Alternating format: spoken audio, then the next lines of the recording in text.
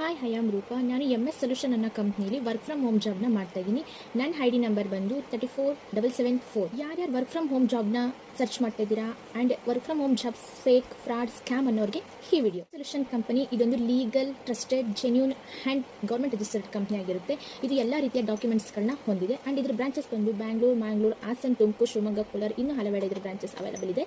ಯಾರು ಸುಮ್ಮನೆ ಫೋನ್ ನೋಡ್ತಾ, ಫೋನ್ ಸ್ಕ್ರೋಲ್ ಮಾಡ್ತಾ ಟೈಮ್ ವೇಸ್ಟ್ ಮಾಡ್ತಿದ್ದೀರಾ, ಆ ಟೈಮಲ್ಲಿ ಈ ವರ್ಕ್ ಮಾಡಿದ್ರೆ ನಿಮಗೆ ಅರ್ನಿಂಗ್ ಕೂಡ ಮಾಡ್ಬೋದು. ಎಲ್ಲದಕ್ಕೂ ಮನೆಯ ಮೇಲೆ ಡಿಪೆಂಡ್ ಆಗೋದಿಲ್ಲ. ನಮಗೂ ಸಮ್ ನೀಡ್ಸ್ ಆ್ಯಂಡ್ ವಾಂಟ್ಸ್ ಅಂತ ಇರುತ್ತೆ. ಅದನ್ನು ಫುಲ್ಫಿಲ್ ಮಾಡಬೇಕು ಅಂದರೆ ನಾವು ಕೂಡ ಅರ್ನ್ ಮಾಡಬೇಕು.